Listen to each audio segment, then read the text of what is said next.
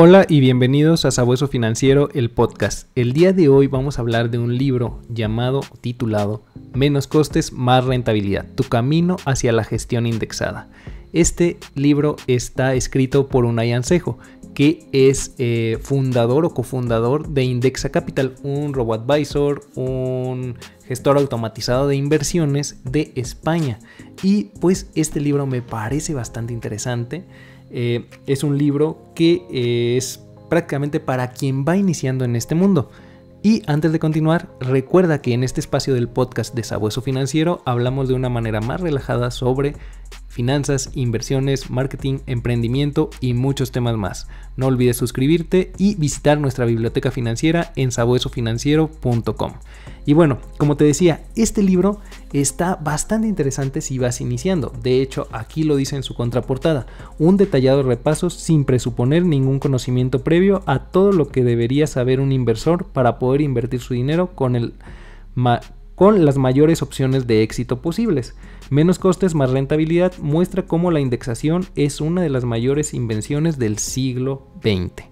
Recordemos que la indexación o los fondos de inversión indexados, toda esta idea de seguir a un índice, de seguir a un grupo de acciones, bonos, oro o materias primas o alguna otra cosa, fue creado pues en el siglo XX por Jack o John Bogle. Entonces, es algo bastante bueno porque nos ayuda a invertir de una manera muy fácil. Si quisiéramos replicar, por ejemplo, me estoy saliendo un poquito del tema del libro, pero si quisiéramos replicar el Standard & Poor's 500, el S&P 500, de manera individual, comprando cada una de las acciones, pues necesitaríamos millones de pesos, ¿verdad? O muchos miles por lo menos.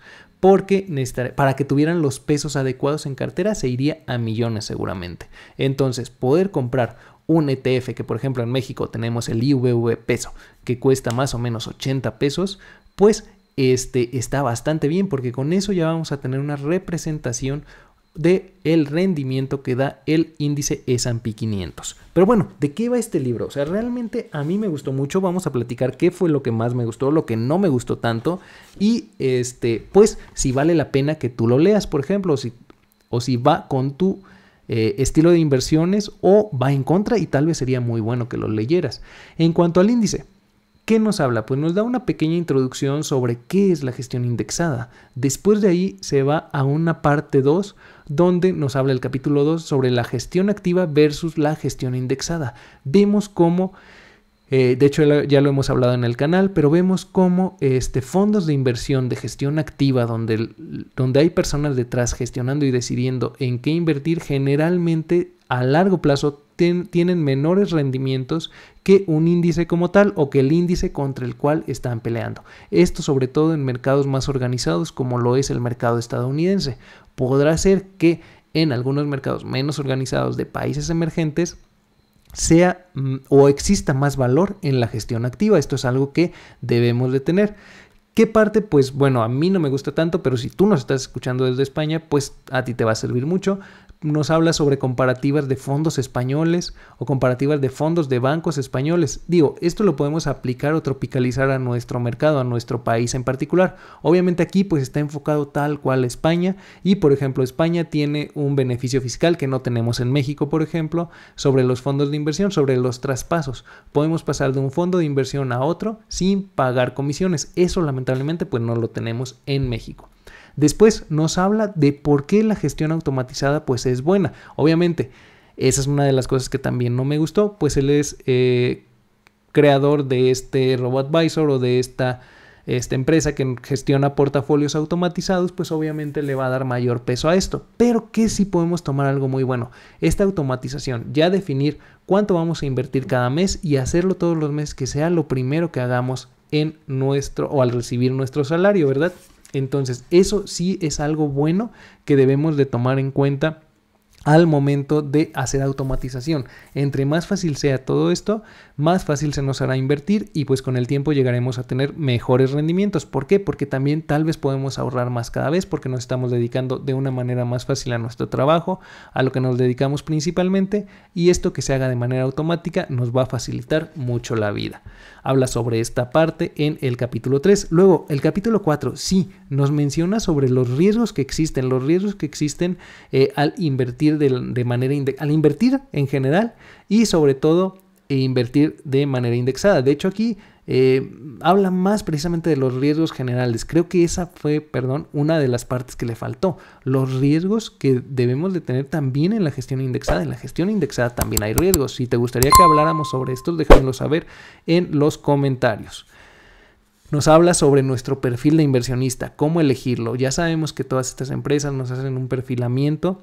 Por ejemplo, lo vemos en DIM para comenzar a invertir en sus fondos, que te recomiendan una estrategia conservadora, moderada o agresiva. Pues bueno, a mí me parece sí que es bien importante conocer esto, que tratemos de contestar de la manera más honesta posible en estos cuestionarios, pero también saber que estos cuestionarios son muy poco. Al final de cuentas no van a transmitir nuestra posición particular. Tenemos que nosotros hacer un poco más de trabajo en esta cuestión. ¿De qué nos habla en el siguiente capítulo? Y es algo también bastante bueno. Comprando el mundo, clases de activos. Aquí nos va a hablar sobre, por ejemplo, nos va a hablar de las burbujas, tulipanes, oro, criptodivisas, cubrir o no cubrir la moneda, si es bueno o no, dependiendo nuestra moneda, o sea, ¿qué nos conviene? Acciones, obviamente nos va a hablar de las acciones. Y por ejemplo aquí hay un subtema que dice el S&P 500 está en máximos, es lo habitual. Generalmente el S&P 500 casi siempre está en máximos, entonces no por eso es malo comprarlo. Obviamente en el 2022 por ejemplo tuvo una caída algo fuerte, cercana al 20%. Pero bueno, en esta parte nos va a dar una explicación de cada uno de los activos que hay. Los bonos tal cual, las acciones, ETFs. Nos va a hablar de todo un poquito de esto, de las clases de activos. En el siguiente apartado es lo mismo, comprando al mundo, pero es la parte 2, asignación de activos. ¿Cómo podemos darle una asignación de activos de manera más óptima? ¿Verdad? ¿Cuánto de cada activo debo de tener? ¿Cuánto de oro? ¿Cuánto de acciones? ¿Cuánto de bonos? Para proteger y tener los mejores rendimientos.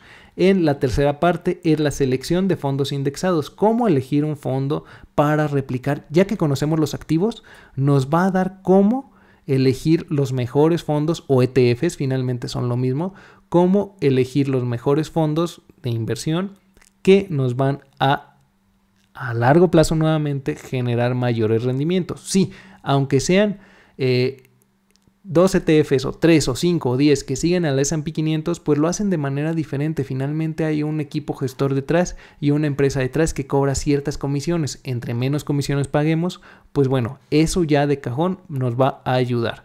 Por ejemplo, utilizar el VOO, pues que tiene una comisión del 0.03% contra el SPY, SPY. Los dos siguen al S&P 500, pero este segundo tiene una comisión del 0.09%, entonces 3 veces más caro. Vamos a perder ese pequeño porcentaje y a largo plazo, finalmente haciendo un interés compuesto, pues nos va a generar menores rendimientos el SPY que el VO, aunque sean ETFs que siguen al S&P 500. De hecho, tengo una lista completa de reproducción en el canal, te la dejo arriba en las tarjetas, que nos habla sobre todos estos ETFs, no solamente estos que mencioné, sino muchos otros más que siguen a este índice en particular. Nos habla también sobre China, de por qué sí, por qué no invertir en este lugar. Nos va hablando también sobre la minimización de impuestos. Obviamente la eficiencia fiscal, recordemos lo que mencionaba al principio, España tiene una gran ventaja en esto, pero no por eso nosotros no tenemos algunas cuestiones que podemos hacer. ¿Qué podemos hacer, por ejemplo? Una de las situaciones más sencillas es que si vamos a largo plazo puede ser mejor para nosotros. Obviamente esto no es ninguna recomendación de compra, venta o inversión, solamente mi opinión, pero puede ser mejor comprar ETFs de acumulación que ETFs de distribución, que ellos automáticamente van a reinvertir los dividendos y nosotros no tenemos que pagar impuestos por ellos hasta el momento que vendamos el ETF. Nos habla también un poquito sobre los sesgos. Ya hablamos de los sesgos en el capítulo de Daniel Kahneman, se los dejo arriba en las tarjetas. Y pues bueno, nos habla un poquito de los sesgos que podemos llegar a presentar al momento de invertir y generalmente en la vida como tal. Otro, en el capítulo 11 le da un golpecito, por ejemplo, a los bancos. No dejes que un banco gestione tu patrimonio. ¿Por qué no utilizar bancos? ¿Por qué no invertir en sus productos, en sus fondos de inversión que nos recomienda nuestro banco como tal? Pues esto hay que tenerlo mucho cuidado, porque hay conflictos de interés en los bancos. Ellos van a preferir que utilices sus fondos porque quien te va a ofrecer ese fondo gana mayores comisiones o cobran esos fondos mayores comisiones que son para el mismo banco. Así que tratemos de buscar una casa de bolsa que sea de arquitectura abierta. Esto nos va a permitir pues tener accesos a diferentes tipos de fondos, a diferentes ETFs que nos van a cobrar pues menores comisiones haciendo prácticamente lo mismo. También la parte menos costes y más rentabilidad para tu ahorro. Recordemos, entre menos costes, o sea, tal cual el título del libro es eso. Menos costes, entre menos paguemos de comisiones, entre menos comisiones haya, vamos a tener más rentabilidad. Por ejemplo, que no me gusta que él sí se enfoca mucho pues a que utilices un gestor de inversiones como Indexa Capital, de estas de gestiones automáticas de portafolio que nos van a cobrar. Por ejemplo, GBM en México tiene esta parte lo tenemos que invertimos en sus fondos y no nos cobran comisiones, pero nos hacen invertir solamente en sus fondos. Si quisiéramos un portafolio hecho con ETFs, ahí sí nos cobran una comisión. Entonces, tal vez puede ser más inteligente, ojo aquí, que no te quite mucho tiempo, que tengas una estrategia ya bien definida. De eso vamos a estar hablando en próximos podcasts, así que suscríbete. Y pues bueno, si quieres tener una estrategia, ya tienes una estrategia robusta y no necesitas de pagarle a un tercero, pues es mejor que lo hagas tú, vas a tener menores costes. Recordemos también que entre más patrimonio vayamos teniendo invirtiendo, puede que las comisiones que nos cobre nuestro broker o casa de bolsa, pues pueden ir disminuyendo. Así que hay que tomar todo esto en cuenta para que al momento de invertir tengamos las menores comisiones posibles para que esto nos lleve a obtener mayores rendimientos. Recordemos que las comisiones muchas veces se llevan buena parte de nuestros rendimientos y es importante por eso utilizar las mejores acciones, los mejores activos, los mejores ETFs. ¿Cómo lo vamos a hacer? Pues de esto y más vamos a seguir hablando en el canal. Así que hasta aquí el episodio de hoy. Recuerden visitar la Biblioteca Financiera. Nos vemos en próximos episodios. Gracias y hasta pronto. I just wanna make it last. Try to let go of the past. I close my eyes, embrace the black. Sleepless nights and headaches stack. Restlessness to hell and back. What's my purpose? What do I grab? A slippery surface, a heart attack. And sometimes you just gotta believe there's something that'll give you relief.